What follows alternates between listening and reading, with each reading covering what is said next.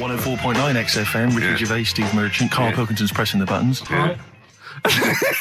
We're playing some great moments from the last 3 weeks. And some great records, Steve, from the last 2 weeks. That's true enough. Yeah. We're not actually here today. What are you up to today, Rick? It's 8 hours earlier, so this is about 2 o'clock probably. Mm-hmm. So it's about 6 o'clock in the morning. I'm still in bed, mate. I'm asleep in my hotel room. Now, where are you? We're in LA. Los Angeles. Yeah. City of Angels. Rick. Yeah.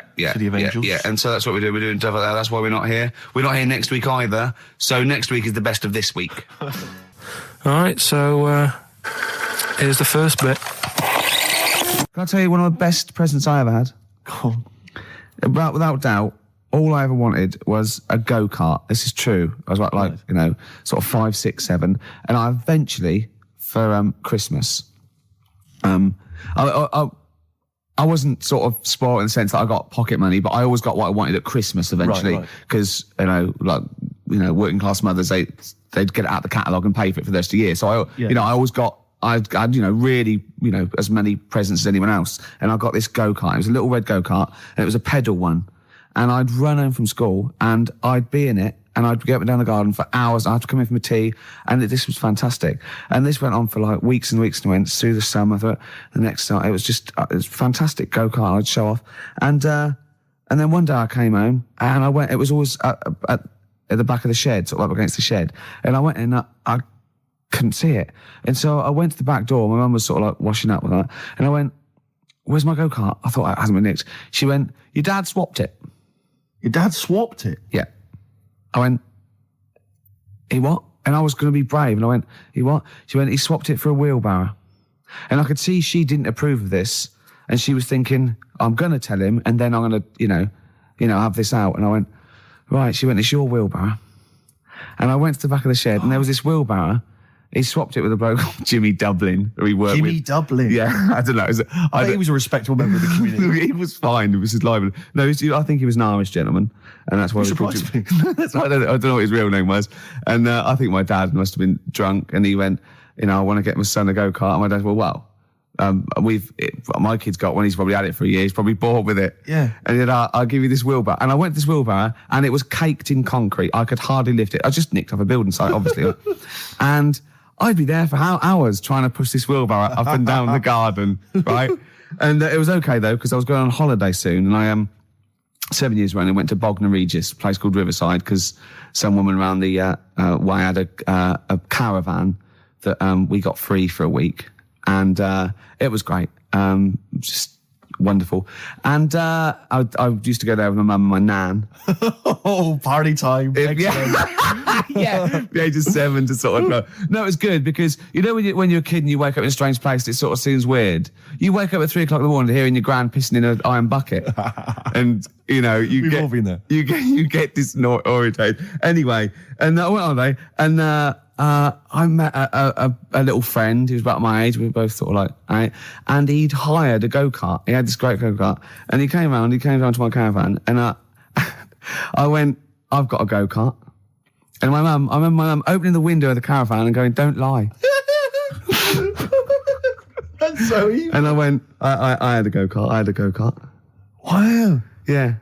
Did you ever talk to your father about the fact you swapped it? No. You never mentioned it to him? No. You still got that wheelbarrow? I think so. I've grown into it. Yeah. Yeah, I can nearly lift it now. Yeah. And now I'm just too old to run up and down the garden with now it. Now you get one of your several gardeners to use it all the time. Wow. Oh, dear. Now, Karl, you promised me that you were going to reintroduce Educating Ricky. Yeah, we can do that. Have you got it? Have you got something that will that's something that I won't know that's correct and that will interest me? Yeah, there's loads of stuff. Is it anything to do with monkeys? No, we've got monkey news. We've got monkey news coming out. Of course we have. Yeah, monkey news. People are there now. Over to XFM for monkey news with Karl Pilkington. No, we won't do that yet. We're not doing that yet. Educating Ricky is. Yeah. Well, let's do it. We did it ages ago. Educating Ricky. Oh, that's interesting, and it's correct. Hang on a minute, though. What I do is I tease you, don't I, with headlines. Oh, go on then. And then you have to sort of go, that one sounds good. Go on then. What are the headlines? I want to know more about that. Educate me. Yeah. Right? Okay. You've got, jeez. that Nelly died. That Nelly died. All right. Okay. Right, Could be about an elephant. Yeah. Go on. You've got that. You've got, I got well. Take well as red. So they all start with well. Okay. knob body has been that lucky before. Brilliant. All right. Okay. Or you've got get a lobe of this court case. Right. Okay. Not bad. I'm going Interesting. for knob body has been that lucky before. Right, it's a story about this kid who was born, right? Was he? Yeah, he was popped out, like, and the dad and the mum saw the baby, and it was like, oh, that's a good-looking little kid. Sure. And they were proud and that. And then I know that they're surprised that it's a good-looking little kid. It's Yeah, theirs. yeah. Like it could have been a frog, and they'd have gone, "Oh, he's got your eyes." and then the doctor goes, yeah, it is, but look at that. What? He said, it's a boy and hasn't got a knob. I love the doctor saying that. I love this GP. Right. Oh, this midwife saying that. Oh, we love little boy. Yeah, but no knob, baby. Mr. and Mrs. I mean, think. Right.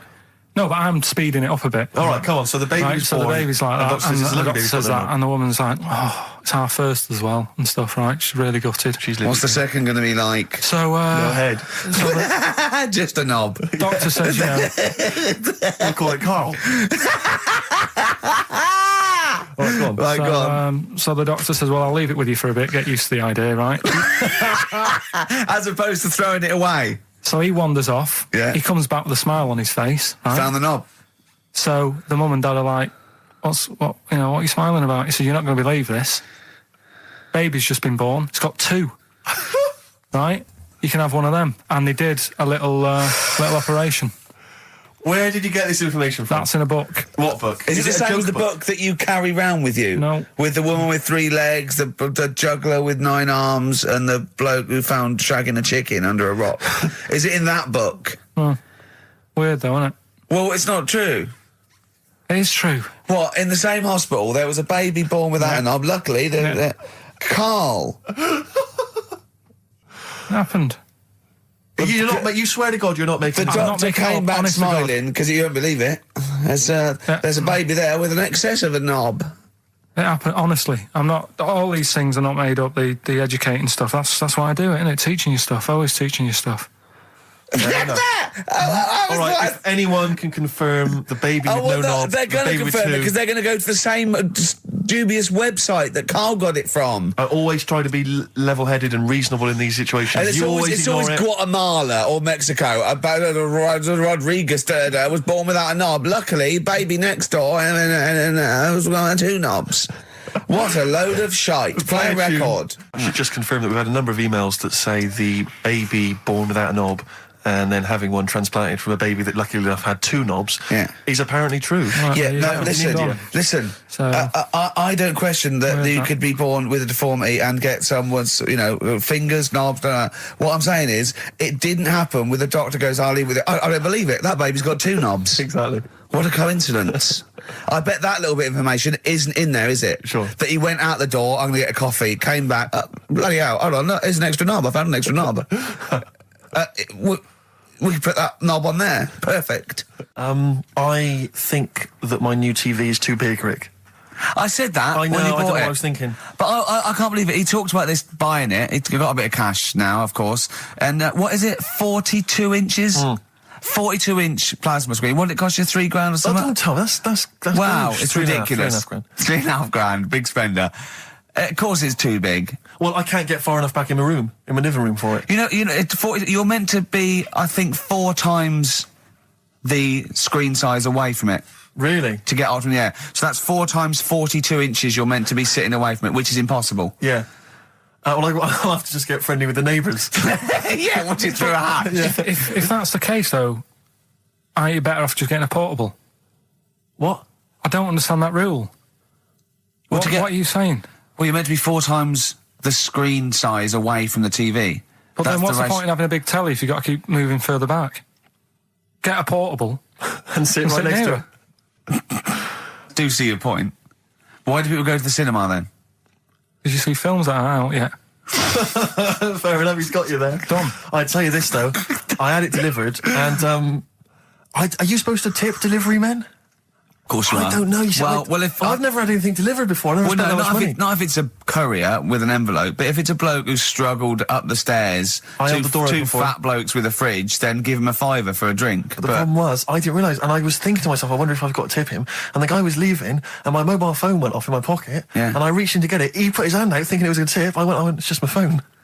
And I felt terrible after he left. I didn't know. What was I going to do? Run down the street and offer him a $5? No, of course not. No, I'm not made money. I just spent it on TV. Yeah, I got no money, mate. Yeah. I just spent it all on this. I had to clean out my jar, everything, the drawers. Yeah, I'd take some bottles back. The problem was, it took me forever to wire it in. I thought, I'm not going to pay for someone to wire it up, So it took me about 3 hours to wire it in, and it was huge. And I got it switched on, and the first programme that was on when I got it wired in was Bargain Hunt.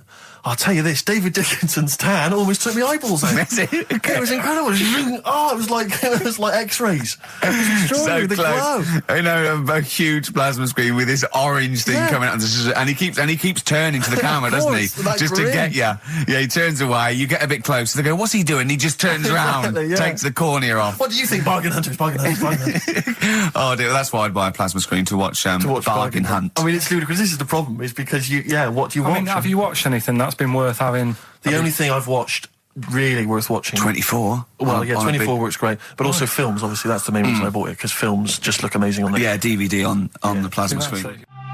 The brilliant Blur, Out of Time on XFM 104.9. One of my favourite singles of the year, and that's another thing. We'll be playing our favourite singles of the year, as well as our favourite clips of our own show. Rick, I imagine if people have got a bit of Christmas money, they're wondering what they can spend it on. Office DVD? Well, other than that, these guys have got some ideas. What, adverts? Brilliant. Exactly. Carl you had to go to one of those well clinics, didn't you? No, I haven't gone. Why? Because I'm not happy with it. What? I'm not happy with the whole. Well, it's just, do people know what them places are? They'll give you a whole. Have you heard of them? Yeah, I've had one. Yeah, they check everything. Which, Suzanne, my girlfriend, was like, you're 30 odd now. When was the last time you went to the doctors? And I haven't been for ages because I don't. No, I never go. I never go unless I think I'm honestly going to die there on an agony. Think they can always find something. Jane made me go to one of those things. Yeah, those people things where they do that. It's a couple £100 and they give you a complete head to toe, don't they? But head to bottom is what it is. They do the old finger up the arse thing. Now, what is that testing for? Well, I like that he said it quietly, because he's on the radio. You can't say arse. Yeah. I say it quietly. Say it quietly. Yeah. Arse. Yeah, arse. That's what our mistake was, because we got a complaint upheld, didn't we, for saying... And I'm talking about a male chicken here, which is a cock, as you know. Yeah, okay. And we said that word, right? So if we'd have gone, cock, we'd have probably gotten away with it. You can get away with murder. If you just... Yeah. If you just whisper it. So go on then, yeah, so... I'm not going because I'm not having that done. I don't understand what you're going to find up there. That's your head. No, but why can't you just? I mean, it's the heart that I worry about the most.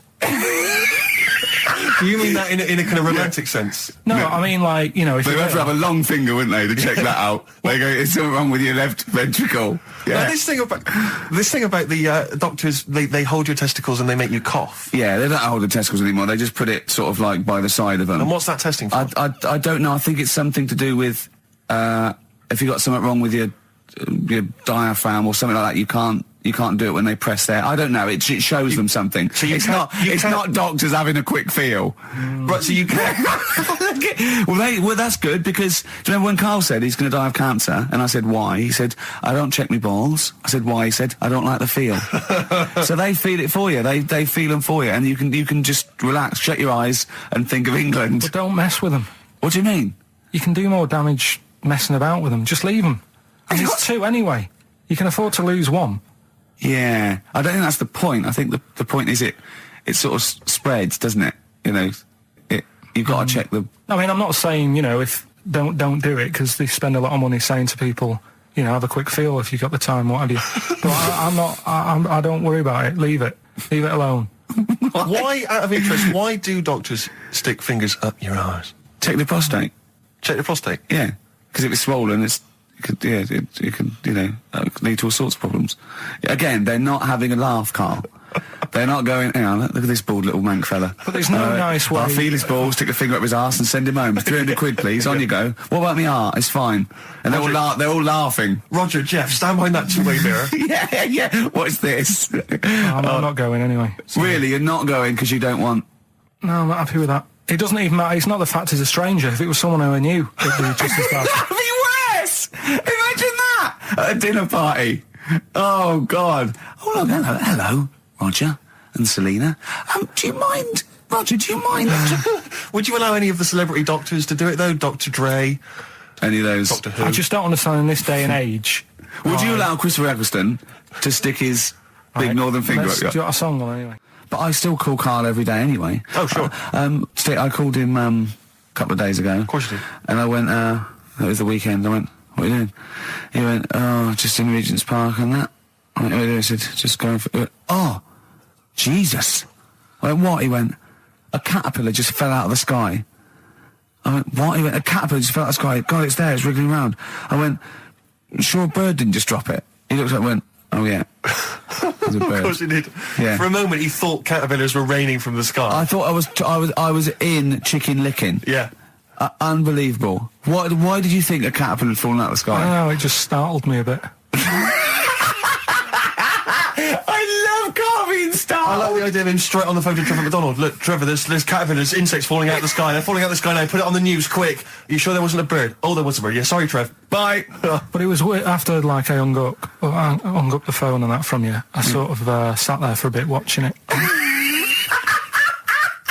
I imagine him cross-legged, just in front of it. But do you know what? Because of his shape, the shape of his head, and his sort of IQ, I bet the caterpillar was thinking, Mama. Yeah. Do you know what I mean? Yeah. It's unbelievable. Go on. And it was sort of running about all over the place, right, Steve?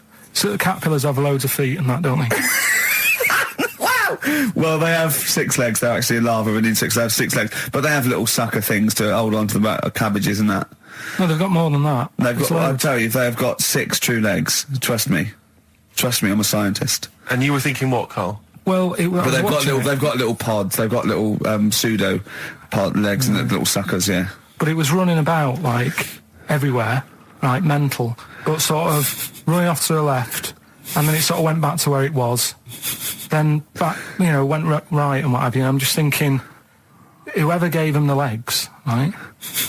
What's the point if they don't know where they're going and that? Do you know what I mean? If you can get about... Imagine that sentence. Did you hear that sentence? Can we play that sentence back? No, I don't think we can. Imagine who gave him that legs. Whoever gave him them legs, what's the point if they don't know where they're going and that? And that. Always and that. And that. But maybe you just, to be fair to the caterpillar, with all its legs, okay, and you didn't know where it was going, it had just been plucked from its house by a bird, shot up into the sky, and then dropped from 80 feet, hitting the ground. Onto the head of a weird, bold-shaved monkey. It was probably concussed. Yeah, it's one of them things again, though. But it still knew more about the world than you. How does that make you feel?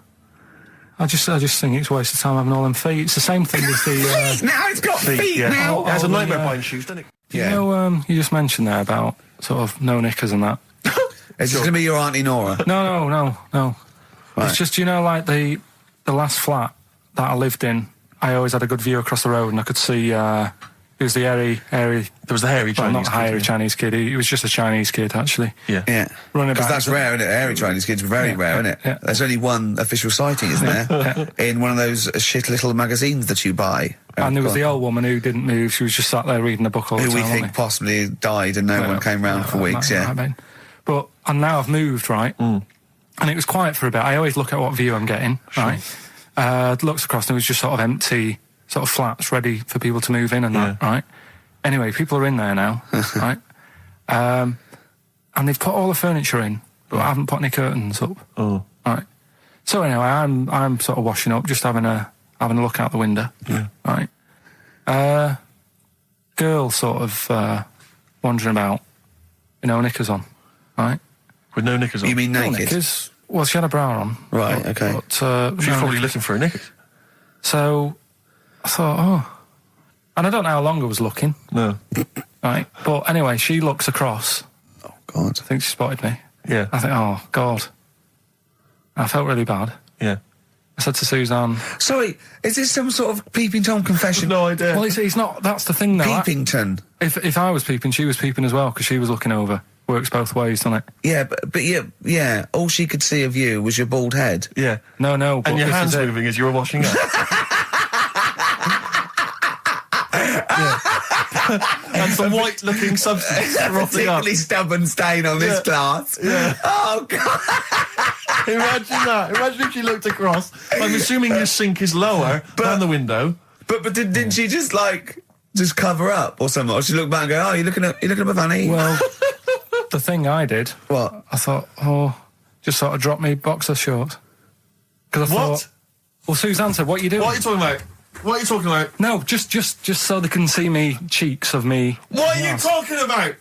No, because I thought if she thinks I'm walking about in the nude as well, then we've both got something out of it. Carl! This sounds like a bad excuse in court. I know. So sorry, you were looking at a woman dancing around naked, right? So the only thing you could do was immediately drop your boxer shorts. So she looked across, saw you fully clothed, saw you took your No, boxers she wouldn't have done, because it's sort of just the top half and the sink's at a side angle, so I was sort of looking out. So This she is wouldn't have genius. so she wouldn't have seen your trousers then anyway. No, she did. I moved in front of the window more. So you then made them. You actually climbed in front of the. Oh, this is amazing! So you climbed in front of the window to show off. No, your it wasn't your naked obvious. lower half. Suzanne said, what are you doing? And I I said, bet she did. What are you looking at? I sent you in here to What clean up. are you doing? I'm just taking my trousers down, stand over the window. Why? Because there's a naked woman across the road. What do you think I'm doing, Suzanne? I'm exposing myself while looking at some free fame. leave it. What's up with you, Suzanne? Anyway, Wait a minute, can I just check? A final question. What did the woman across the way... What happened? What was her I reaction? didn't look again. I just thought, you've seen a bit of action as well. We're both happy. Let's leave it. Brilliant. So were you waddling around like a penguin with your trousers around your ankles? I just was walking about, and Suzanne said, what are you doing? I said, I'll explain to you in a bit, but don't look out the window, because then it's Excellent. obvious. Then he sees that she calls her husband to look at Karl walking around naked. He goes, oh, she's got a... Quick, Suzanne, get him out. There's only one with him to get some more friends. They've gone one more. Oh, that's a wonderful, wonderful clip, and Yeah. a great record that preceded or followed it, I'm not sure. But, Oh, dear. could I make some dedications? Yeah. Because last week, just before we had to come in to record this, popped out trying to get onto the tube, and I had a nightmare, because there were millions of protesters, so-called protesters. Now, a lot of them obviously doing good work. There was one fella, I think you'd have appreciated it, because I know you are very politically active, and I think this guy has really studied hard, and he's realised the best way to make his voice heard on the international political stage is to ride around on a tricycle wearing a jester's hat. He was really shaking up the bloody I government. wouldn't want to be George W. Bush about now. Not indeed. Once he sees that. Once he sees that guy. Imagine his aides rushing in and going, George W., look at this guy. Where's that? That's in London, England. Okay, call off the forces. Is that a large tricycle? Yeah. Is he wearing a nappy? Get me Colin Powell. Why'd you call him Colin, not Colin? It's the way he likes it. Don't about. Just call off the troops. There's a in a jester's hat. Call the troops off. Just bleep some of those bits. Have you got some educating, Ricky, for me? Got some education. I need some education, Karl. That's I kind of desperately need some education. I want to learn about Chinese kids that are born hairier than average. I want to hear about deaf girls that can hear after their mum hits their head against a wall. These are the things I need to know. I mean, I don't wish to be disrespectful. He doesn't look like a genius. He doesn't look like But then I don't know what a genius looks like. Exactly. So, Steve. you know, I don't want to be an unfair. Look at Einstein. Yeah. Yeah. His mum thought he was mental as a child. Where'd you get that information from? That was in the Einstein book. Well, it was in the Einstein book, then it's presumably true. Which Einstein book is that? His Theory of Relativity? The big book of Einstein stuff. Oh, yeah. Yeah, the big bumper book of Einstein stuff. It's for a coach trip, and you have to fill in E equals MC1 squared, 2 fish, or 3 hello, and then it's multiple choice, and you fill it. It's great. It's Did his mum brilliant. think, A, he was a genius, B, mental? Most people go for A, but it is in fact B. She thought he was mental at the age of 28. Oh, Karl, you never let me down. You never let me down. So have you got Educating Ricky for me? We've got Educating Ricky coming up. We've got Rockbusters. We've got Rockbusters. Great As seen and talked about in Heat. In Heat magazine. It's got really tough this week now. We're not messing about anymore. Right.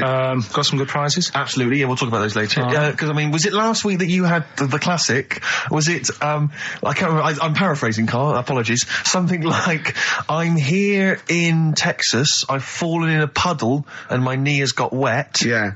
Wet Knee Houston. Whitney Houston. And Yeah. also, it was last week when there was a little bit of confusion over the one for Holly Valance. Right? Of course. I don't think it was confusion, I think it was your error. Yeah. No, it wasn't. And it was Holy Valance and you meant Pelmet. Then Becky, who called up that time and said, if you're getting mistaken with Pelmet, right, she sent me an email in a week saying, I've done a bit of research. Yeah. It was my fault. I've made an error. Yeah. It is a Valance.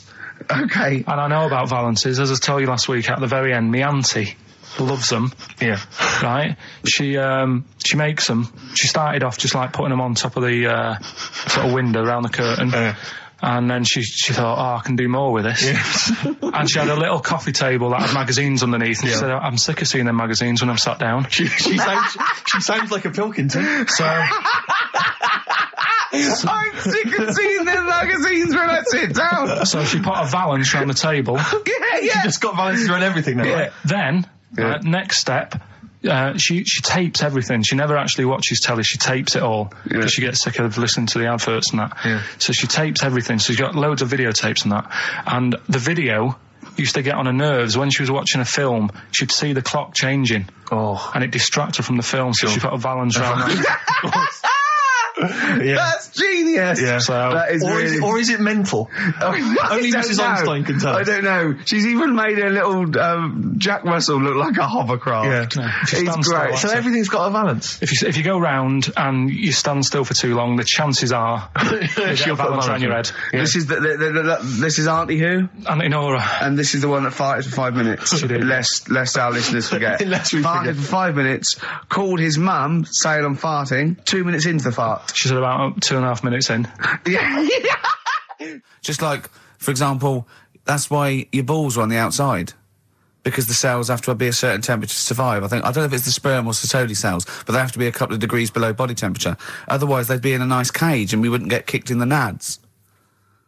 What do you mean? That's why your testicles are on the outside of your body. They have to be a couple of degrees below body temperature. Yeah, but that isn't why they're there. You see, this is like the chat we had last week about the giraffe having a long neck. What do you mean? They're there because that's where they happen to be. They didn't go, right. Well, that's what evolution is. It's a selection process. It's not a will. The balls didn't say, look, I'm too hot, let's get us outside. Let's get outside of here. All right, hang on a minute then. What? So a little man monkey, right? Theirs are in the same place as ours. Yeah. But they're walking around naked, so it could be anywhere. They could be, like, on the back. It doesn't matter where they are. They call it... Well, they could be on the back, yeah. So why aren't they? This is a completely different... Steve! You started it. I wash my hands of the whole affair. And we're not only back to balls, but we're back to monkey balls. Yes. In one thing from about parasites, we're back to monkey ball news. Yeah. How do we get back to chimp testicle news? All right, then. So this worms in a fish. Yeah. It's like a little platyhelminth. I think it's some sort of. But what I mean is, why are they about? What do you mean? They Why? evolved But why haven't they died out? because they're very successful. Yeah. What do you mean? Yeah. What do you mean? Yeah. Tell me the brain event that made you say yeah in that 1 second gap. Because in a way I don't get it, and if I think about it too much, it hurts a bit.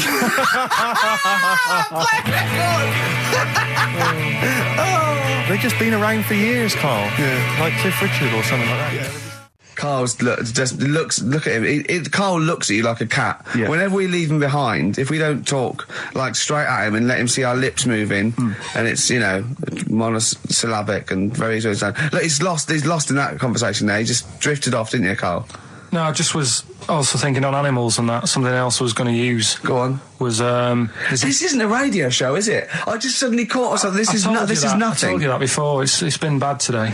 No, but I mean, it's the way, this casual way that it's like we almost have no regard for our listener. And I'm not proud of that. I just don't know what to do about it. Do you know what I mean? I don't know how to do this properly. I mean, we're just chatting here. I mean, it's only Anderson who's seen through us. And that surprises me that more people haven't. I mean, what are the figures like? Do people listen to this show? I'll find out for you. You keep saying that. But, there's this parrot. And, apparently, it lives Rick, it's unique, if nothing else. I mean, when you wake up with Woken Tomorrow, you're not even going to hear him start a line with there was this parrot. Go on, there was this parrot, go on. And it can talk and that. Someone's obviously, taught it out how to speak and that. And it flew away. And it's living in this church. Right? And people are at the church doing hymns and that. And then Trouble's brewing. In between the hymns. That parrot was owned by an old miner who used to swear a lot. Yeah. Well, then the vicar is going to be really annoyed. That vicar, that vicar's going to go on. I just hope it stays quiet, Rick, during the vicar's sermons. Yeah, go on. Have you read it? No, go on. Have you read it? No, because that's what happens, right? Go on, tell us, Karl. During the hymns, it's sort of effing and jeffing and stuff. Effing and jeffing? Yeah. And everyone's like going, it's quite funny, really, it doesn't know what it's doing. Everyone's having a laugh. Yeah. But it's causing a havoc at funerals. When did this happen? Not years ago. John was a much-loved man. He was a wanker! Yeah. So anyway, that was another story. What can you say about Uncle John? Bollocks. Oh, Karl, I love the fact that when you look at things, you go, that's interesting. A parrot that swears at funerals. That'd be a nightmare. And it stays with you. You see, for a simple man, you retain an awful lot of knowledge. It's just all rubbish. It's all Do you know what I mean? If you just replaced all this rubbish with good stuff, you'd be an intellectual. Yeah. Really. Because, your retention is fantastic. Yeah. So Did I lose you again there, did I? So was it the word retention? We've still got Wash Up With You. Yeah. Should we play a record and do Wash Up With You? Yeah, we'll play a bit of Aqualung then. Aqualung! Depeche Mode there, and I Feel Loved. Who'd have thought Depeche Mode would have been that huge? I think I'm seeing little lads from Basildon with little plinky plonky sound. I thought that'd be it. They'd be like Visage or something. That'd be it. And now they're stadium rock fillers. They're huge. They conquered America. You went through some hard times. You came out the other way, and well done. But see, I think what you just said there is a very good example of why they are and why certain other bands aren't. Because if you think about it, for me, you see, whenever I think of a band name, if I see a new band's come along or whatever, I always use a very simple test, which is, can you imagine that you're the announcer at a huge event? Maybe it's like broadcasting around the world like Live Aid or Nelson something. Mandela Or it's a concert. Nelson Mandela Freedom concert. Yeah. And you can imagine someone He's there. Nelson's there. Yeah, Everyone's with the there. Spice Girls. Oh, they're all there. But you can imagine someone saying, ladies and gentlemen, please welcome to the stage, Depeche Mode. Yeah. The Rolling Stones. The Who. Exactly. But you can imagine someone saying, ladies and gentlemen, please welcome to the stage, Visage. Ladies and gentlemen, will you please welcome our headline act?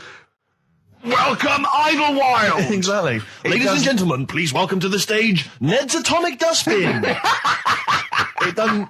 Do you know what I mean? You just know. The Levelers! Some bands aren't going to make it. Ladies and gentlemen, please welcome to the stage, Mega City 4. You know what I mean? It's Just a simple test. We'd like you to do that at if home. you're thinking of starting a band, or you've just named your band, you're just beginning, just phone in, tell us, or email in, tell us what your band name is, and we will use that simple test. And we will do the test. Ladies and gentlemen, will you please welcome to the stage the Franken Walters. Jimmy Eat World. Ladies and gentlemen, please welcome to the stage, Cooper Temple Claws. I don't think it's going to happen for those lads. Here's a good It's one. a simple test anyway, but 100 reasons, please welcome to the stage. 100 reasons. 100 reasons I think would work quite well. I'm just going to give the email address, ricky.gervais@xfm.co.uk. You've got a real problem with Rick Waller, haven't you? He turns my stomach. I know, but don't... Because he's arrogant as well, though. Exactly. That's the problem. To explain to people that... No, he is a bit arrogant. It's his whole thing, that it's the whole package, so to speak, that you don't Well, there's another thing in this quote, because it's not just the fact that he eats too much. He tried apparently to lose some weight, and he said the first month I lost 11 pounds, the next I lost a stone, but in the third my body did somersaults and I put on 9 pounds. I had a slip up. I can't say when, why or how how, but it just sneaked up on me. Yeah. I don't believe it. Yeah. Don't believe it just sneaked up on That me. body's never done a somersault in its life. No, it just sneaks up on him. Me, yeah.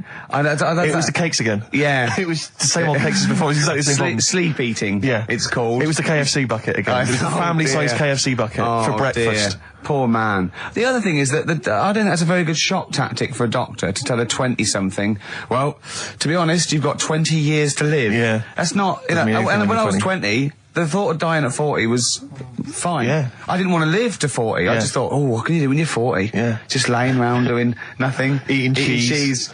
And then you got there and you discovered... No, but someone said... The dream came true. Sophie here sent me something and she says, I realise you're not Graham Norton, but I had to send you this. And she sent me the top of a little cream cheesy thing, and it's the brand name is Gervais. Oh, what that is... Have you been... They've named a cheese after you. I think it's a big French company, and this is from the Czech Republic. It's all over Europe, and so that would be a dream come true, wouldn't it? If they named a cheese after you. No, I think it's probably ancestors, and so I've cheeses in my blood. Sure, quite literally. It literally is. Yeah. Another heavy Friday night, was it? It comes out of pores like those Play-Doh things. Yeah. I can squeeze out different shapes. Jane, bring the Stilton in. It's Friday night. This isn't fried. Exactly. But yeah, so we can't really have a go at Rick Waller. I eat too much, but you're not big. I mean, one of the other contestants on the Fat Club, Celebrity Fat Club, is another one is Jono Coleman. Oh, we love Jono. Now Jono, I don't know, you know Jono. He's that guy who does. He used to be on TV, and I think he does a breakfast show on a rival station, doesn't he? He's happy, isn't he? He's so true, and he's a really nice bloke, Jono. But it's funny because he does a breakfast show on Heart, which is wrecking his own. There's a bit of irony. Oh, I love Karl. Thanks, Karl. Do you know what I mean? Yeah, I love you. I can see where you're coming from. Yeah, that's good. But we've met Jono a couple of times. We saw him at a couple of, not wishing to say not to show off, but a couple of awards dues. Yeah, like that's showing off. But like people would have seen dead there. Well, yeah, but we went to one where everyone was in like tuxedos or suits and ties. Not Jono. Jono was wearing a pair of Bermuda shorts, big Bermuda and shorts, knee-length Bermuda shorts with just these little. But I saw him again another time, and he had shorts on at a similar event, and I've seen him since in the street, and he's all. I'm wondering if he can wear trousers. I don't think he can actually wear trousers. I don't know if there's a medical reason for that, whether he's just, his legs are too fat. I think the material is a waste of money. I think it's just that you can get shorts that big and they're comfortable, and, I mean, to be quite honest, I don't want to squeeze into a tuxedo anyway. So, if you can go, I'd love to turn up those things in Bermuda shorts. Well, of course. Flip-flops. But do you think he started off by wearing, maybe he just had the upper half was a tuxedo with the tie and then the shorts for and the shorts underneath, and he would just have to come in, kind of sneak behind, a sideboard. Potted plant. Or a potted plant, or bring his kids ahead of him. Yeah. You know, you are wearing trousers, aren't you? Of course I am, yeah. In you go. Kids move a bit. Well, no. Exactly. Of course I'm wearing trousers. Why would I? Wearing trousers. And they just thought, this isn't fooling anyone. So now I'm going to make a wacky effort to sort of, The next stone is, I've heard he's going in a grass skirt and a garland around his, and he's going to come in limboing. But you did ask if you could go to the BAFTAs in a dressing gown, didn't you? Just for ease. Yeah. This is the Best Of Show on XFM 104.9. I'm Ricky Gervais, with me Stephen Merchant. Yes. I hope you're enjoying the Best Of. What do you mean your fortunes are on the up anyway, DJ? Well, I'll tell you, I was hired. Well, I say hired. I did it as a favour to a friend. His wedding the other week. And I got there, I was thinking, because everyone had their little role to play, and then people were doing a good job. I love you taking it seriously. And I spent ages putting together some CDs, special selection CDs. I love that! Because what I did was I burned them on iTunes. Did you turn up with your own headphones round your neck? Own headphones, wearing a suit, but headphones. Metal case. Didn't need it, just had them all in one small box. Brilliant. Boom. I thought this is good stuff. I got some classics here. Give me an example. Give me an example of that, like the first hour, the warm-up hour.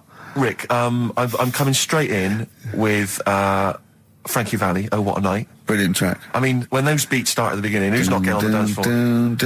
Wait a minute, what's this following up? Go on. It's the Jacksons. What, I Want You Back? I Want You Back. Brilliant. It sounds good at the moment, Karl. Yeah. So I'm thinking, at least I'm gonna roar this, because they laid on a good spread. The ceremony was nice, food was nice. I'm thinking this is going to be the piece de resistance. Yeah. Alarm bell started ringing. Why? When I realised there was a marquee outside. Of course, it's a balmy summer evening. I'm stuck inside on the dance floor. So I'm thinking I'm going to be struggling here to get them in. Even with flavours like this, I thought I'd struggle, Rick. So I'm sat there in my suit. I'm sat behind this little DJ console. I've got all the big numbers. There's one or two people making some token effort, but frankly, most people are outside everywhere. I was livid. Of course, they couldn't hear it out there. So I was playing to an empty room, really, and I was furious. I was absolutely furious. Because, I mean, what is, you know, they're wasting my time. They're wasting now. I could have just stuck the CD on and They're gone out, wasting couldn't I? Frankie Vallis. Frankie Vallis They're time. wasting the Jackson 5's They're time. wasting, you know, D-Light's time. Yeah, yeah. And so I'm sat there, and there's a couple of people making a cursory effort. Mainly when they come to get a drink from the bar, they might have a little quick, you know, couple of twos. You shout, we don't want your Not lot. interested. All of you or no All one. of you or no one at all. And then there's a microphone set up because people have been doing speeches. This little girl gets on the mic, right? It's being funneled through the speaker system. So every time I put my headphones on, Miss Dynamite, was it? It wasn't sadly Miss Dynamite, although she decided to have a little go at MCing. She was screeching her little head How off. old is she? Oh, I don't know, 8 or 9. At their most annoying. When children are at their most annoying, because they've got a bit of confidence there. They're a bit cocky. They're not shy anymore. They're a bit arrogant. Yeah. She's screeching her head off, so I'm playing, you know. And she doesn't know it. your face! I'm playing into the groove. No one's getting into the groove because she's going mental. She's just going, what's this? What's this? I don't know what this is. Play something I know. I'm thinking I haven't got any bloody DJ Otsu or Crazy Frog. I'm not going to play what you... So she's just screeching along, ruining it for everyone. I say everyone, there was no one there. So me, she was ruining it for me. I bet you were really I was angry. furious. But of course as well, every time she screeched, it went through my headphones. So of course and then her dad comes along, right? And I'm thinking, all right, he's seen I what's just happening. imagine you in your suit, sweating, getting annoyed at someone ruining your set that no one's listening that no to. one's listening to. I think, her dad's coming over. He's going to put pay to this. He's realised that, you know, she's causing a disturbance. He comes over there, joins in. No. Sits her on his lap. He's just saying, she's having a whale of a time. I'm thinking I'm furious. I'm thinking it's his responsibility to shut her up. He's not Yeah, going to do anything. I What can I agree. do? I can't step in. No. And I know very well that if I interfere, he's going to say, oh, well, she's enjoying herself and no one's dancing anyway, and we'd have just got into a fracas. Yeah. I didn't want to start a fight. No. Because So, I don't know, but he'd have knocked you out, wouldn't he? Someone would have got knocked out. And I'm not saying who it would have been, but, but there would, to bear in mind, Rick, there would have been 2 of them. And so I didn't want to get into a fight with him. And anyway, so I'm playing. Anyway, so my friend came along. He realised what was happening, and I didn't have the guts to unplug the microphone because he'd have known. You see. Yeah. So I got my friend to do it when she had her back to me. So he pulled the plug out. The microphone went dead. She went, "What's going on?" I went, "I don't know what you're talking about." I said, "I don't know." She said, "Where's the microphone?" I said, "You must have broken it." I don't know what's going on. Someone will probably make you pay for that. And anyway, at least we shut her up. That is great! But it really went from bad from worse. And you know, there's that thing when you panic, you start panicking, so you're putting on a lot of flavours that you would have saved till the last hour. What are we talking? Boom, boom, shake, shake, exactly, you're throwing him in early. Love Shack's coming on way too soon. Really? Oh, Love Shack before 11. It's heresy, but I had to do it. But anyway, in the end, I made the bride go and get some people in. I said, look, it's your special night, all right, and they're going to enjoy this. I'll be honest, love, this is a washout, and it's up to you Exactly. to turn this wedding around, or I'm walking. I'm walking, and I tell you, they're going to have a sour memory of this evening unless you bring so some go people and in. get everyone in dancing. So she got him in at the end. And, Brilliant. And I'll tell you this, Karl. I mean, I don't know what you say, but they were loving it. They were absolutely loving it. A bloke came over and said, "Have you got Amarillo?" I said, "No," but I put on something even better, Delilah. Wedding crowds always go for Delilah. A song, of course, about old man killing his wife. But it always goes down very well, strangely, at weddings. They get into a sort of hokey-cokey thing. They went berserk for it. And I was following it up with, I had the monkeys, I had all sorts going on. Brilliant. Of course, you know what happens. I'm going great guns. People are absolutely loving it. They're rocking it. I throw in, I had something cracking on at the end. Come On Eileen, of course, was on. People were going berserk for it. Which is unfortunate because the bride's name was Eileen. Yeah. And then the bride pipes up. I'm throwing the bouquet. So they all traipse off outside again. I was furious. Oh, no. I plugged the microphone back in. I said, "What are you doing?" We got, but they went out there. And of course, you can't get them back once they've done that because all the women are running around. I got the thing, and then they got to wave everyone off, throw the confetti. They ruined your day. I was having a great time, and they ruined it. She ruined your special day. She ruined my special night. Oh, no. It's on her head. What would you put on about now, Karl? What if I was DJing? Yeah. Probably a bit of world party. Go on then. Interesting. Into films and that. It's just that I only, I've just got the 5 channels and flicking about, and I'm not impressed. I mean, I can understand why more people listen to radio and stuff. Yeah. Well, not this one, but go on. Well, when was it? When was the last time I sort of sat down and had time? Because I'm always busy doing stuff and that. Sure. Moaning takes up about 3 hours a day. When did Wimbledon finish? A couple of weeks ago. Right.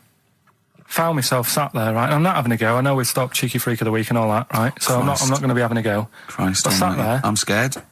No, I'm not having a go. You've always got to remember that. Go I'm on, just get on telling with you it. what goes Get on with it. going I'll in my mind. apologise after. I'm just saying, watching Wimbledon, it wasn't, one of the major games. It was little fellas in a wheelchair having a game. Little fellas in a wheelchair. Right. But for me, I mean, great. They're doing a sport and everything. But don't put it on the telly. What was up with it? There wasn't like a rally going on. No, do you know what I mean? Do you know normally, Christ. like with well, not Tim Henman, but with some of the other, with some of the other players and that, they're playing for ages, aren't they? It's like, who's going to win this and that? Yeah. None of that. It was just like, hit it, net. Oh, Christ! Oh, God! I don't know what to do!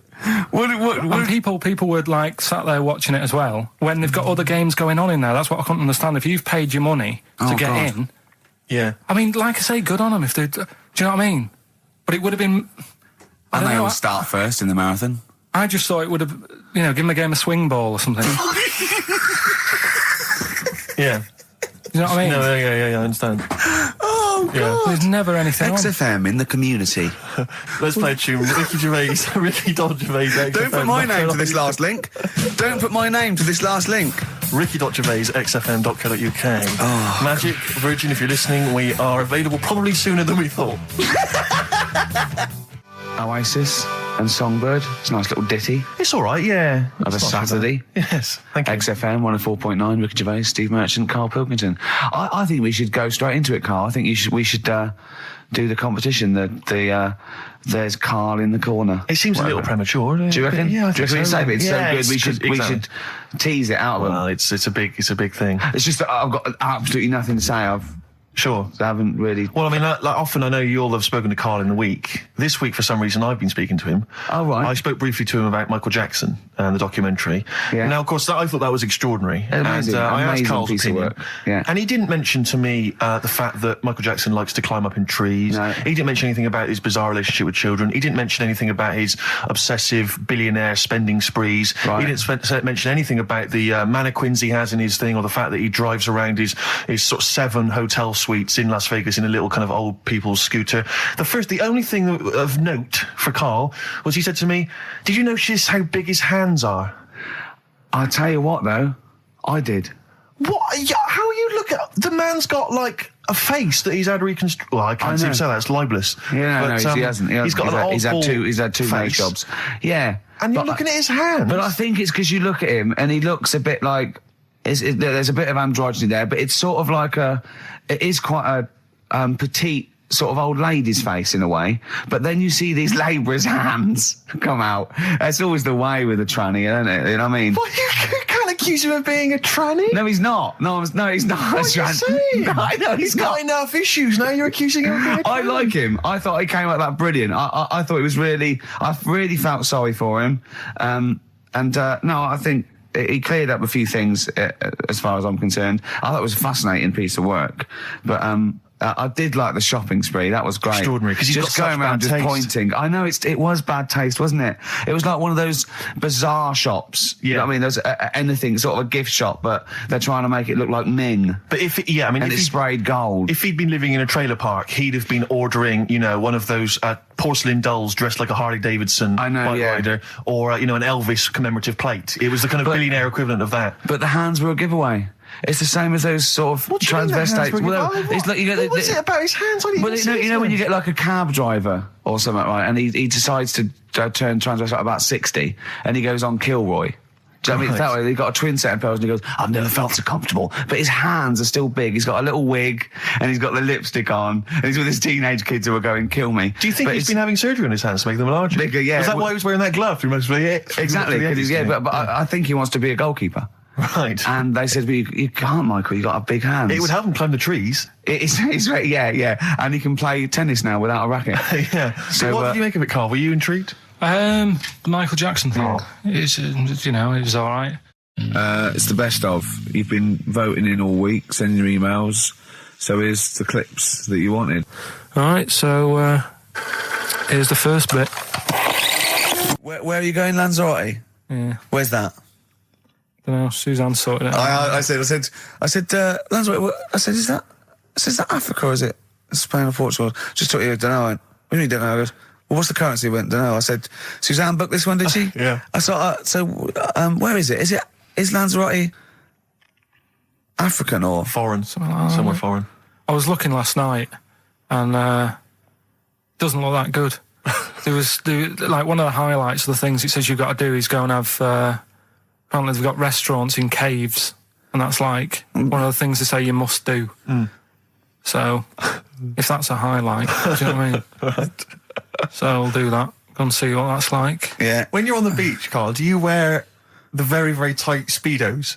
No. Do you walk What's around you with wear? them? Sort of longish shorts, Yeah. t-shirt on, probably with a sort of a light shirt on top of that. Right, sure. So quite wrapped up then. Covered up. Do you wear a hat? Because obviously the bald head, there's risk of sunburn. No, I just put a bit of lotion on it. Lotion on there. Yeah. Just have a bit of a wander down the beach, have a look. Yeah. See if there's any old blokes with their tackle out and a backpack. A lot to look forward to. So Yeah. there you go. Yeah. Well, we're looking forward to finding out how you get on. Yeah, I'll let you And know. interested to know what she gives you on Christmas Day. Probably get More anything. scintillating chat after this next song. We've had a lot of emails, Karl. I don't want to sort of put a dampener on your Christmas, but a lot of people have been slagging off Lanzarote. One of them just said, well, one of them, I don't know if I can find It is Canaria, isn't it? It is one of the Canaries, isn't it? It's a volcanic island covered in volcanic dust. It's very windy, so you have to dig a hole to sit in on the beach, and there's hardly anything to do. That's from Mike Godham, and he says, unless you like quad biking, well, you know, you've seen what happened to No, Ozzy don't Osbourne go this week, quad so don't do biking. that. Not with your little head. There's no protection at all, is there? I don't know what you're thinking. I don't know. At least Rick Mann and Ozzy had lots of hair. Yours would you'd be like Humpty Dumpty. It would crack like a little egg. And then we'd seen there's no kings or kings horses. So, Yeah, well, they couldn't do the job anyway. No, if you remember. shouldn't really send them. They're not really qualified. Horses not equipped to put send back a an egg medical man. man like Neil Fox in Yes. to mend But not eggs. some kind of military horse. I bet he's had egg on his face a few times, hasn't he? What, Foxy? Yeah. Well, most of the series are Pop Idol. Right, Karl. Lanzarote, good or bad? Well, you got to give it a go, haven't you? Yeah, well done. Give everywhere a go. Exactly. That's what I was saying. You know, don't just take the word for it. I mean, if it had said Nananova, Lanzarote shit, he'd have believed it. Sure. You know, if he'd have overheard it in a pub, Yeah. Lanzarote a crap, he'd have believed it. He'd have seen it on a website that was mainly concerned with monkeys and witches, he'd have believed it. Yeah.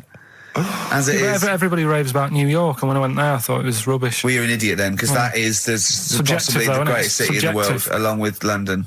Subjective, though. That's why they have holiday programmes and that, innit? So you see it and you decide for yourself and that. Yeah, but you saw Venice on a holiday programme, as you put it.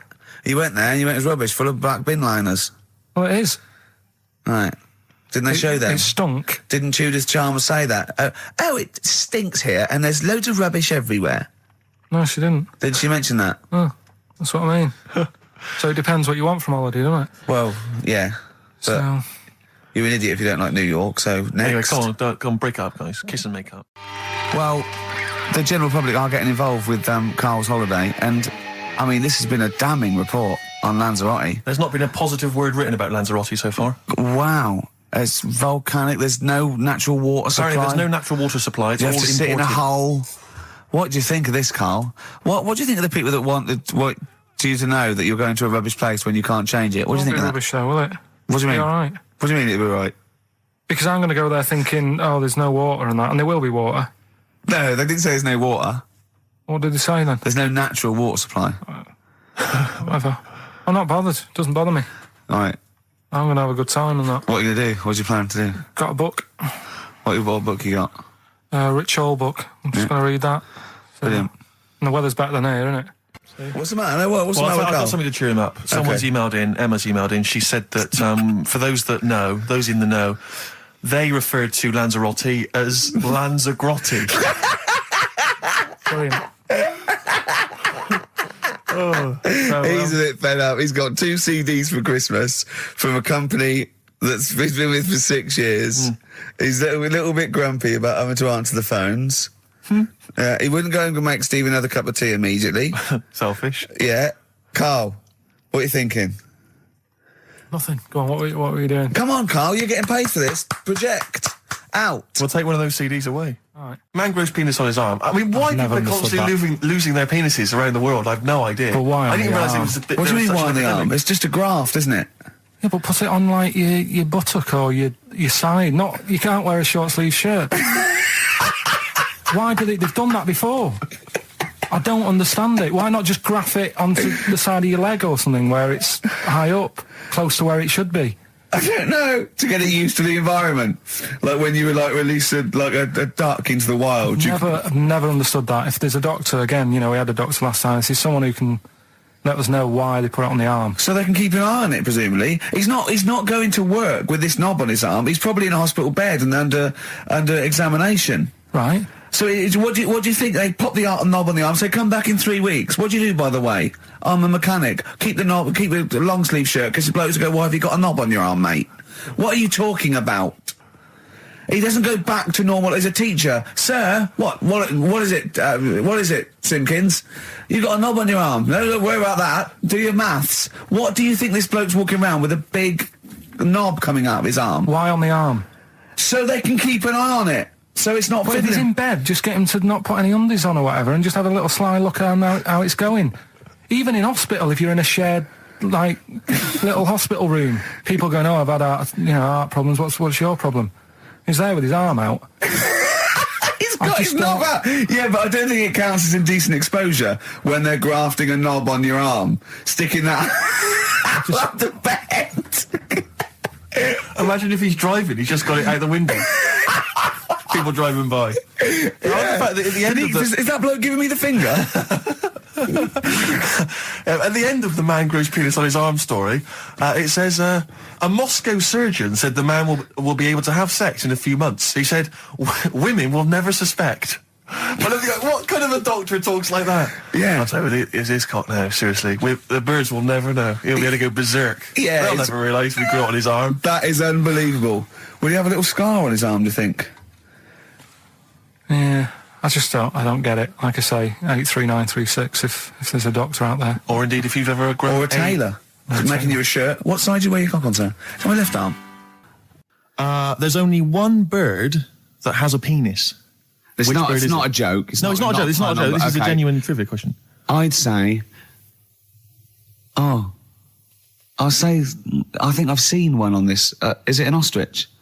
Right, you're going for ostrich, Karl? I'll go for ostrich as well. Right. Did you come up with that yourself, or...? Yeah, I was going to say that before you said it. Well, guys, you went for ostrich. Chicken? You're both wrong. It's actually the swan. The large chicken. Yeah. What? That's a bit worrying then, because I thought I saw an ostrich penis, so what was I looking at? I don't know, were you just examining it closely at the zoo? What were you... I just... It's probably a strap-on. It was probably two leather ostriches giving each other one. Exactly. And that's how that can influence people. Things like that.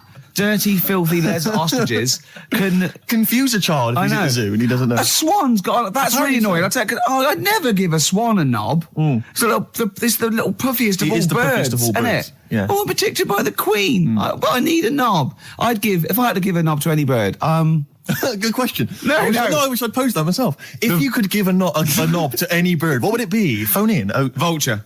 Of course, a vulture. They need... a big veiny bang stick. Yeah. What about yourself, Karl? If you could give a knob to any bird? And don't make it rude, or if I could give a knob to any bird, what bird do you suit up? It's got to be a bird of prey or something like that, hasn't it? Cool. Just a robin, really. That would be amazing. That would be Christmas huge. cards would be like... Yeah, but it's a normal human-sized knob exactly. on a robin. That'd be great, wouldn't it? And the other thing annoying about this is ironic, right? Now, the male of all bird species they're called a cock. Yes. Right. But the only bird with a cock, right, is called a cob.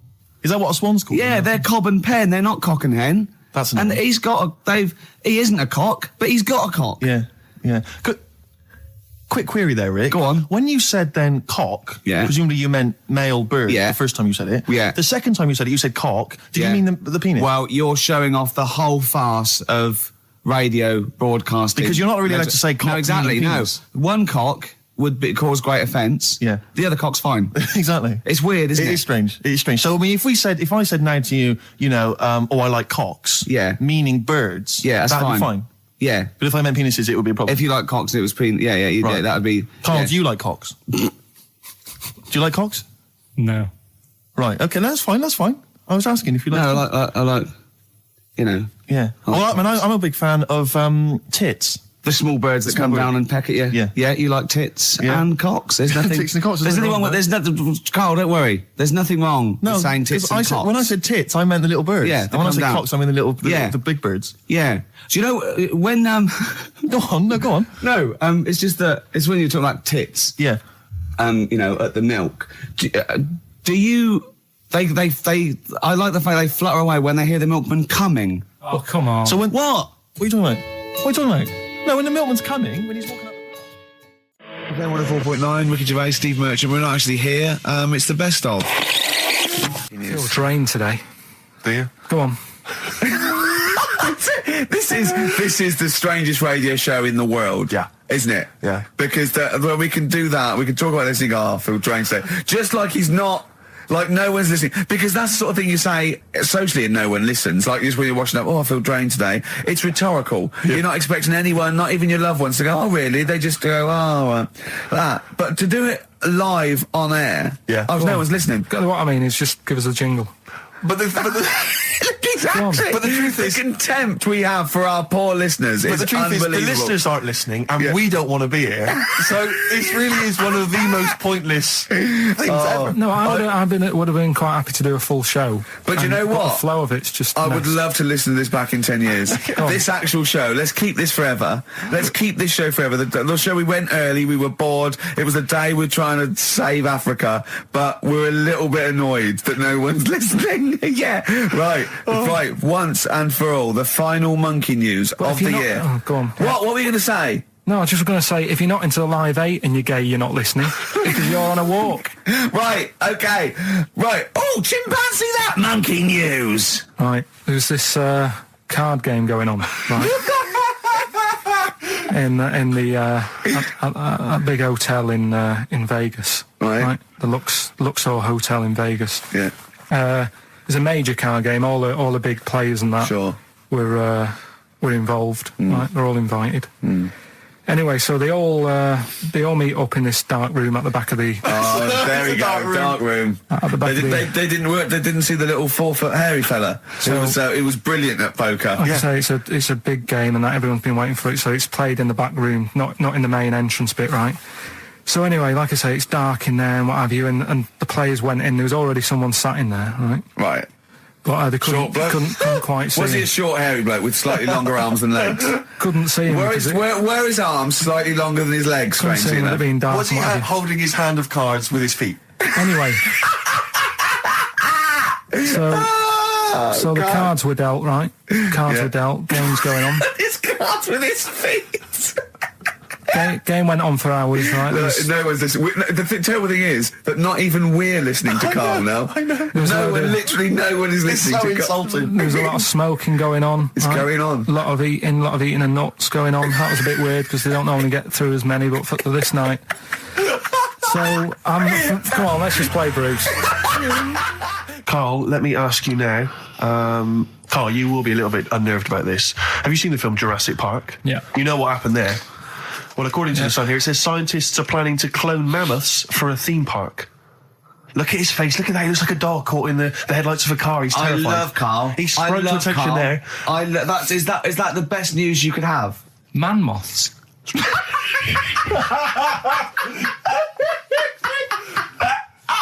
Right. Yeah, man moths. I Man love moths. the fact that that's why he was so excited that they bred a man moth. What is this? Yeah, it's a human being that hides in your wardrobe and eats an entire jacket in a day. Yeah. What do you mean, man moths? Mammoths. Mammoth, the big hairy cow heard of from the mammoth? Ice Age. I mean, elephant. You're not so excited about that, then? You can take or leave bringing back mammoths to life, but a man moth... A man moth is a different matter. Oh, if we'd have never brought that up, he'd have gone and told someone now. Yeah. You know, they've bred an half man, half moth. This is what we That's how mean. things start. This is what we mean when you hear these ghost Are you stories. slightly deaf? Is that it? When you hear these stories, is it? Karl, is English your first language?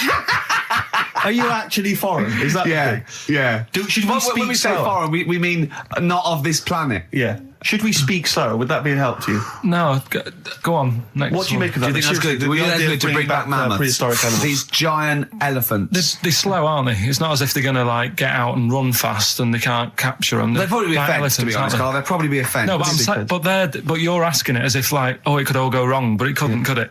Well, Really? but the point was about Jurassic Park is they thought it wouldn't go wrong. They thought they had it all under Yeah, but control. that was And they- Have you learned dinosaurs. nothing from Jurassic Park, Carl? Dinosaurs would say, "Oh, think about it before you do it." But with a hairy elephant, it's not going to. Not a concern for you. Would you go along to see him? Would you be interested in that? If it was in the area, He's great, isn't he? I'd love a queue, Nothing right? impresses No, him. but what I'd like to do is Carl sitting like Yoda in a little cave, and I'd just like to see people like Tony Blair and Stephen Hawkins in a queue, and they go and say, "Carl, got a bit of a problem." And thinking of cloning a man and a moth. Problem? Not an issue. No, if I'm in the area, I might cruise around and have a look at it. Otherwise, just don't send it near my clones. Oh, that's fantastic. So it's just for a second. As the words "man moth" came into your head, how excited were you? I mean, were you both terrified and excited? For the moment when you thought that they've cloned a man and a moth? I pictured What kind of face did he have? Did he have the moth's head or was it a man's head? just a little man head. Right. What was his face? What did it look like? He just was like a bit shocked. Perplexed. Yeah. Yeah. It was like he'd been grafted onto the body of a moth without his consent. And when he was asleep, Yeah, he'd woken up. he just went in to have a goiter removed, and they said, "We've He replaced woke your up with goiter with the body of a giant moth." Yeah. Is that all right, Mr. Jenkins? So he had the head of a little. Was it a little boy or a man? Little man, Right. Okay. and he's just bumping into a lamp. Just running into a Carl, if you went into hospital and they'd done something, what's the worst thing they could do, right? What would you rather have done, right? You wake up and you've got lobster claws for hands. Right. You wake up and you've got duck's feet. Or you wake up and you've got one horn coming out of your head. The worst thing, Yeah. probably the horn coming out of my head. Why? Get in the way. That'd be useful, wouldn't it, in fights and stuff? And for like parties, people would play Well, I suppose quoits. the lobster claws would also be quite handy there. So anyway, I found these things. Do you want to hear them? yeah. So explain this again. Right, so I got back off holiday. The first job I found out I've got to do is work with Ricky for a voiceover. I do a regular thing. I do X-Ray magazine, but I'm allowed to make the script up, and they said I could, so I did. Right, so imagine this. Well, I know you, Rick, and I know you like to put a lot of work into these things. Yeah. You want to do a good job. So he rolls up, he says, "Let's do it then." He said, "What's in the magazine?" I said, "Well, here's a selection of stuff. This is what you've got to sell." He said, "Leave it with me." He goes into the little booth, and the first one he comes up with is this little advert for it, right? X-Ray magazine. It's out now. It's £3.50 May edition. Music of Tomorrow. Dandy Warhol's picture, and there's a free CD with all the Placebo and the Donners and Smog and Nightmares on Wax, Alpine All Stars. Only £3.50. It's out now. Buy it, innit? Have you got a sore throat there? Well, that's all right, isn't it? And he was going, "You can't." I said, "We are doing that. I've done one. That is it. That's it." So I persuaded him. He went, "Right, okay, we can possibly put that on XFM, right? I'll have to see, right?" And so I wouldn't do it again. And he went, "But you need one for Capital." He said, Right. "Capital will know what." I went, "Right, I'll do one more for Capital." Right. Because all the stations advertise the XFM magazine, right? So this is the one that you thought would be all right for them. Ooh, hello, you loonies in Radioland. Dr. Frog here to tell you about the new edition of X-Ray magazine. It's out now and it's only £3.50. You've not heard of it? It's a great music magazine. And you get a free CD featuring bands like Placebo. They wear makeup, but leave them alone. Gold Chain, Smog, OK Go, The Donners, and all great bands that you'll love to... Froggy here. Hello. Bye. Ribbit, ribbit, Froggy says bye it. Oh, well. So then, he says, "That's it. It's You good had to your see. money's Is worth." Dr. Frog still on there? He's still on Classic. I said, "That isn't going to go out. They're not going to be happy with that." He said, "You've had your money's worth. I'm going." Yeah. So I'm left with that. I then have to get the bosses in. And because I've let him go, in a way, it's my responsibility. Yeah. So I've obviously thought I've got what I need. I had to play them to the MD. What did he say? And justify. Well, I was sort of thinking if I laugh, he might go, "Well, I don't get it," but he finds it funny. Oh, brilliant. Well done. So I was laughing. He was sort of thinking, you know, Excellent. is that it? Brilliant. When do they go out then? I think one of them's going out at the moment. Excellent. I think the first one's going out. Brilliant. Well, let's play a great track then. Is it Dr. Frog? I'd like to see Dr. Frog feature maybe on our show more often. Okay. Oh, I've got some new comedy characters. I can't believe my luck. You know, I love the work of comedy greats like Chris Moyles and Noel Edmonds. I've got some really funny comic characters that'll be popping in and out of the studio. Save them. Okay. I'm excited. Coldplay, One I Love. That's for Nick, Neil, Olivia in Tower Bridge. Absolutely, and also Nikki from Bromley who emailed in. She's enjoying the show and she wanted a bit of Coldplay. That's the B-side of the current single. This is a great show, isn't it? We've got great music, we've got laughs, tears, we've got requests, we've got Simon Mayo games. It's just like Radio 1 for less people. Exactly. Radio 1 for less people. This is great, isn't it? So go on then. So listen, Guy, you were so excited about this game, weren't you, earlier? You came in with a hop, skip and a leap in your step. Although I must say, the phones are going mental. We're going to have to take some more calls. People love Karl. High and Dry is great. I mean, it works. Can we have a very quick... Just recap in case someone's just very tuned in. quick Can you make it so High and Dry doesn't work now? Give us a bit of information that makes it different to High and Dry, or can't So you for those that have just tuned in, Karl describes in a roundabout way a story which somehow is representative of a song. Is that right? Song title. A song title. Yeah. Okay. So this woman, she's all right. You know, she has a normal life, Pretty much. kind of. Yeah. There's probably a few things actually that she can't do thinking about it. But the main problem would be having a wash or having a bath or having a shower. Yeah. Maybe going for a swim thinking about it. Right. Let's go. I think water is the clue, isn't it? That's the clue. All right, so Who's that on the line? Hi there, it's Mark. Hello, Mark. Hi, Mark. Right, What do you it think? smells like Teen Spirit, Nirvana. No, it's not. That's a great guess. Smells like Teen Spirit again. He's also No. brilliant. Thank you, Mark. Well done. No, it's not that. All right. Hello, XFM. Oh, that's a dodgy mobile. Oh, that's a bit of a clue. A dodgy Hello, mobile. XFM. Oh, they've just given up. They've all been going for Smells Like Teen Spirit. They just hung up. Hello, XFM. Hi, is it She's Electric? Excellent. She's electric. It makes sense. That's fantastic. Oasis, Karl. she's electric. Why does she smell? Because she doesn't have a bath and that. Because she can't have a bath or a shower. What's your name? Neil. Neil got it. Neil got it. So, did you get it straight away? No, only during the song. A process of elimination from all the other wrong answers. Yeah, basically. So, She's electric. Rick, I have to say, you're holding your head in your hands, and it looks like you want to shoot off. But I have to say, I thought that was quite good. I genuinely thought that was quite good. But it's not a cryptic clue, is it? Because it's not. She smells. There's a few things you can't do. She's electric. yeah, but do you understand what I'm getting at? She's electric. I always understand what you're getting at, Karl. That's never been a problem in the years I've known you. Neil got it. Yeah. She's I have to electric. say, Rick, I think you're down on this idea. I could definitely see that ITV1 replacing I'm a Celebrity, Get Me Out of Here. Karl Pilkington hosting. Simon Mayo on the phone Exactly. to the lawyers.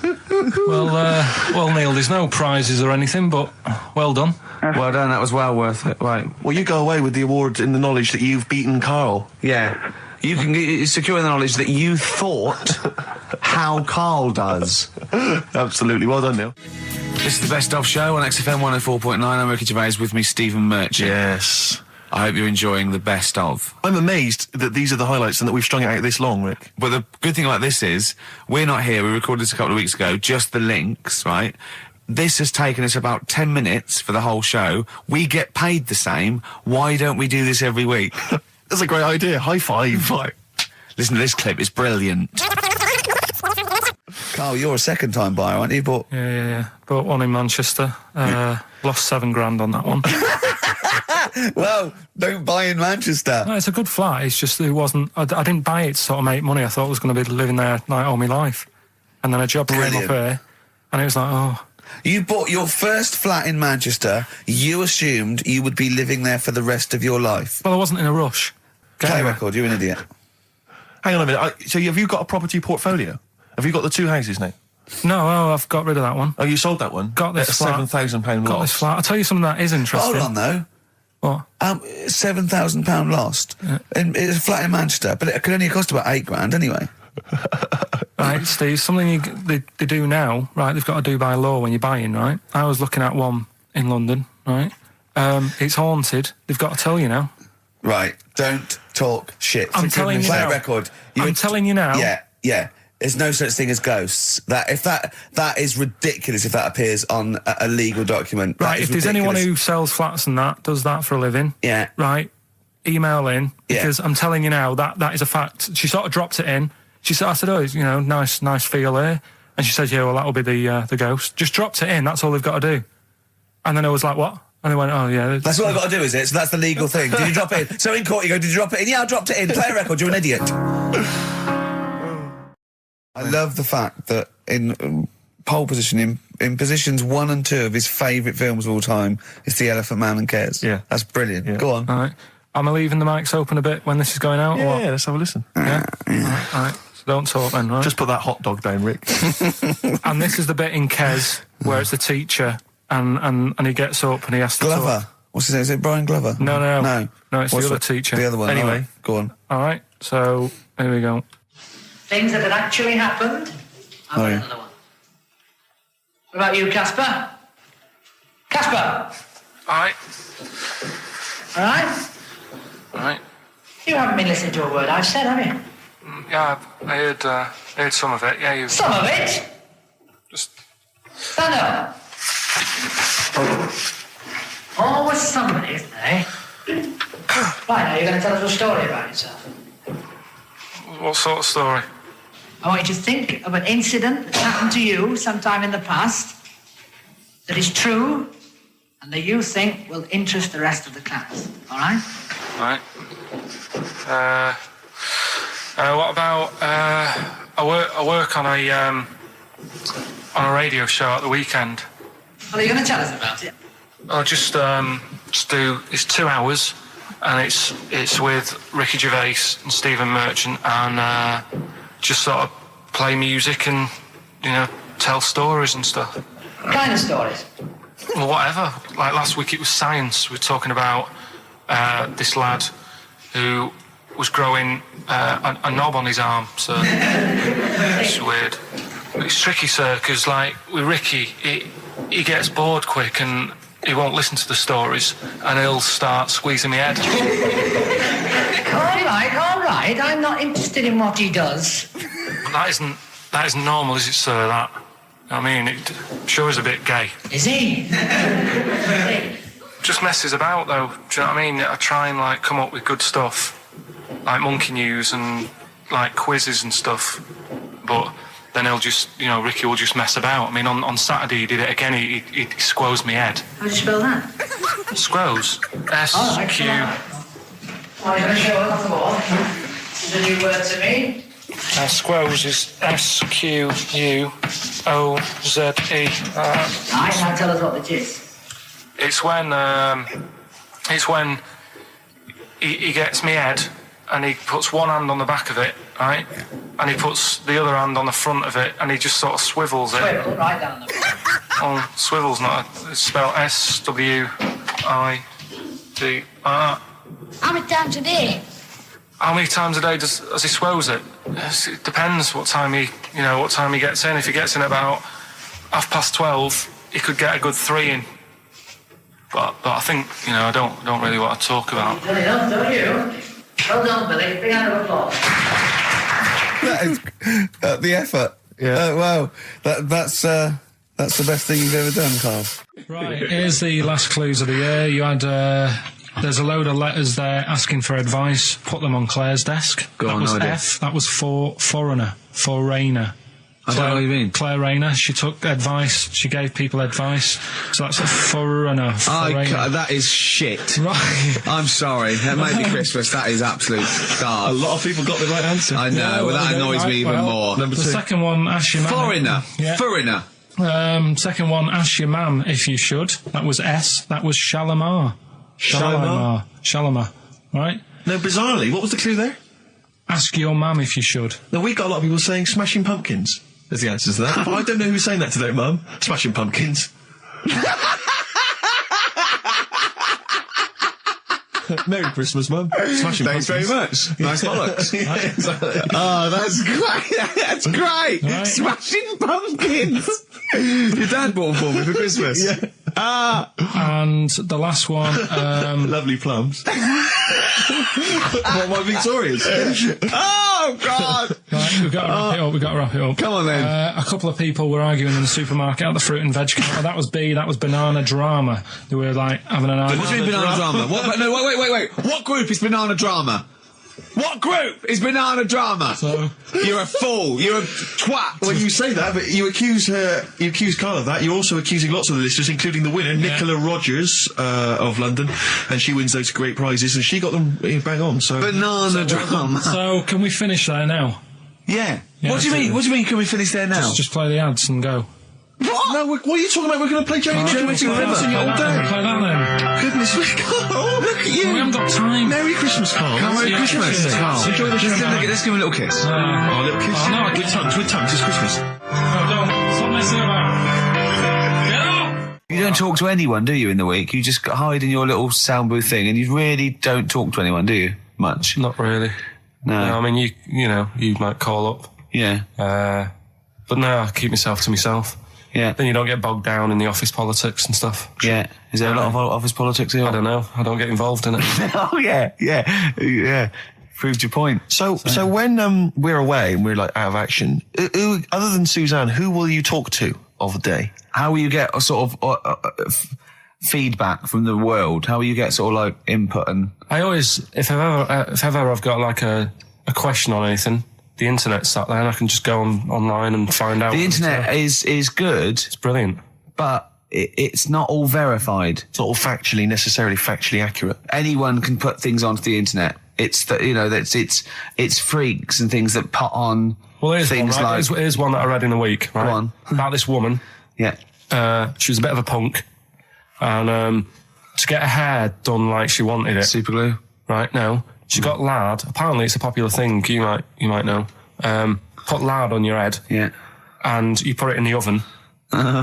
Now, apparently, the heat that you get from the oven is different from the sort of heat you get from an hairdryer, right? And she had to do that to get the style that she wanted.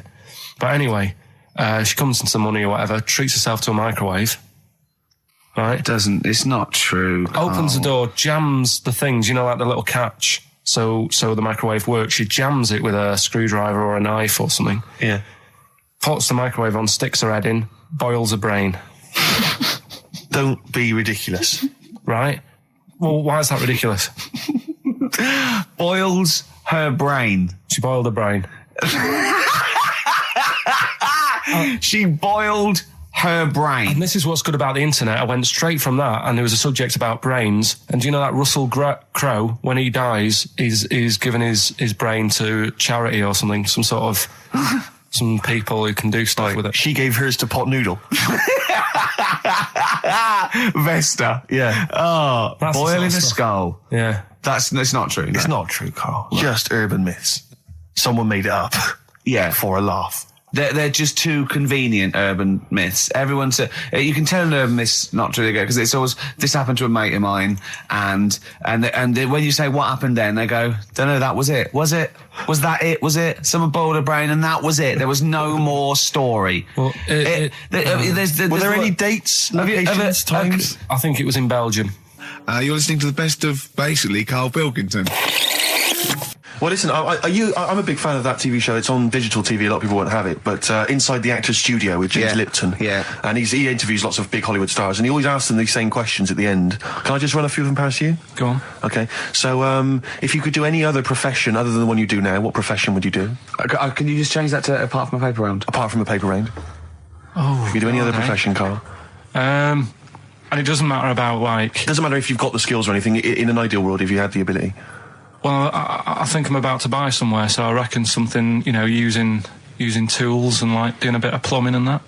So a plumber. Well, sort of an all-rounder. Right. A handyman. Well, yeah. Yeah. I think, you don't get paid that much, but it's useful, isn't it? So. But you get your own show, couldn't you, with Carol Smiley eventually? Well, all that, but the money that you don't make, you save by not having to pay someone else to do the chores. Do you know what I mean? I don't know what that sentence meant. Right. Right. No. A plumber. How much is the average plumber on? The money you don't make, you save on not getting someone else to do it. No, just think of that. No, look, break that sentence down. Are there any... Sorry, Rick, sorry, but people who live in glass houses. Yeah. Anyway, let's just go back to Lipton quickly. We've got a couple to get through here. So, your favourite noise or sound? Favourite sound or noise? Oh. Is it me? No. It's not me. Hang on a minute. It's not me. Are you sure it's not me, Carl? I like Elvis. Noise. Elvis. In the ghetto. The sound of Elvis. Elvis in the ghetto. Brilliant. Okay. Yeah. And your least favourite noise or sound? I don't think it should really be records and music. Noises, things that you hear at home or whatever. Maybe like a sound of a... The least favourite noise? Least favourite. The sound of... Probably like... sound of ghosts? Fire engines and that. Right. That's annoying. Except if your house was on fire, presumably. I think it's a bit unnecessary. You think they're just doing it to wind people up? I live on like a busy street and it's happening all the time, and it is like just sort of have a blast of it and people will hear it. You don't have to keep it going. Yeah, sure. Sure. So that is pretty annoying. And if heaven exists, Karl, when you get to the pearly gates, what would you like God to say to you as he welcomes you into heaven? What would you like God to say to you? Who asks these? What show's this? It's a programme where celebrities are interviewed by a guy, an American interviewer, and he always asks these questions at the very end. What would I say to God? What would you say to God if you believed in heaven, and if heaven exists, when you eventually go up to heaven and you're welcomed in through the gates by your God, Parker and your Stussy t-shirt and your... What do you want God to say to you as he welcomes you in? Say, you all right? Don't know, just be friendly.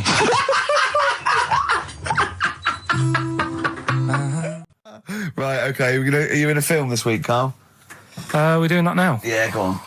Get it over with. Hang on a minute, then. Get it over with. Let's get this show over with. We can go home. You can go off to Lanzarote and sit on some ash. Some charcoal. He's not happy about that. That's annoyed him. The listeners have all ganged up on him. Yeah. XFM giving him 2 CDs. We've had more calls for his resignation this week than ever before. What do you think of that, Carl? What do you mean? There's another reason. Do you know what I mean, though? Because he's grumpy. He's not just giving it. He goes, well, I can't help it, can I? I don't want it. You're being paid well to do a job. People have tuned in to be entertained, to have good songs. Me and Steve are working here. I'm pressing the buttons. I'm paid to press the buttons. That's what I'm doing. Has every CD started on time? Then why would they give you Monday off if you just paid to press the buttons? Don't get every other Monday off, do I? So have you stopped doing that now, have you? Well, yeah. Why? Because there's work to do in that. I'm not moaning about it. Let's get on with it. So it's you in the film Scrooge. Yeah. Which version of Scrooge? The old one. Is it? If it's just you moaning with bells, I'll be annoyed. Right, that is essentially Scrooge. yeah. Right, Scrooge, listen to this, and then there's some question at the end, and you can win some stuff and that. Yeah. All right. Yeah.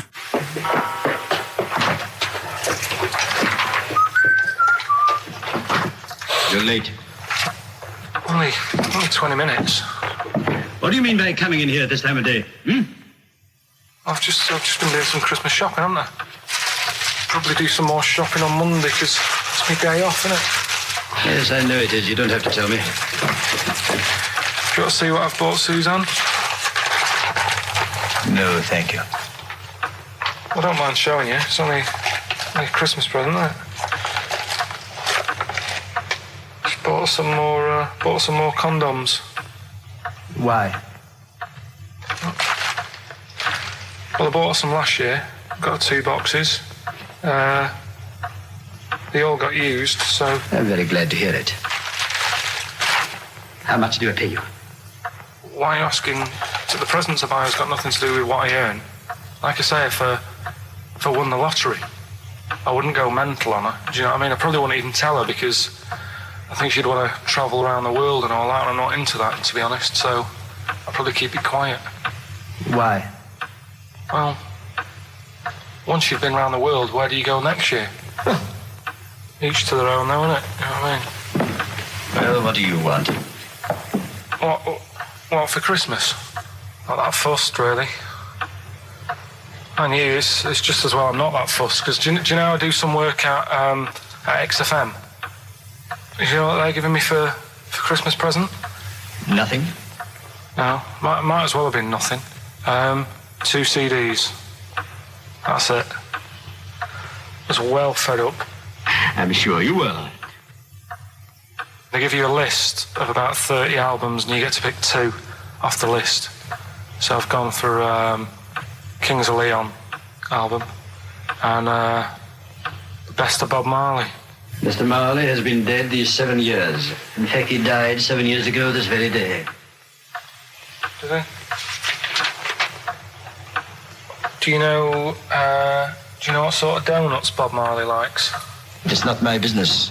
No, it's not a proper question. It's an old Peter Kay joke. He likes the ones with jam in. Do you get it? Garlic bread. It's good, isn't it? Excellent. Oh, Carl, well done. Karl in Scrooge there. The only man more mean and depressed generally than Ebenezer Scrooge. Oh dear. The reason you became King of the Universe, of course, is because of your fascinating French bread anecdote. Oh yeah, yeah. Come on the then. How did baguettes come about? If this is going to be someone cooked a loaf a bit wrong and said I can still make a sandwich out of it, I'm going to hit you. No. Go on then. Right. Napoleon, when he was at war and that with Russia. 1812, yeah. Yeah, all his soldiers were like, not used to the cold weather and that. So they said, take some clothes in your bag with you because it's going to be nippy out there. So they put all the clothes in the bag. Sure. They were told, it's Napoleon, for Christ's sake. No room for any food. You're joking. So couldn't they make some sort of like sandwich? No, it wouldn't fit because of all the clothes. You had to take extra gear. Sure. So, anyway, he said, I can see where this is going. Is there a baguette-shaped gap left in their holdall? They thought, let's make some bread that you can fit down your trouser leg. What? That's not true! No, it's not, I read it in Euston train station. I was waiting to go back to Manchester. Where did you read What, this? scrawled on the wall in graffiti? Yeah. Do you know the Was it also meet me here for cock fun at 12 o'clock?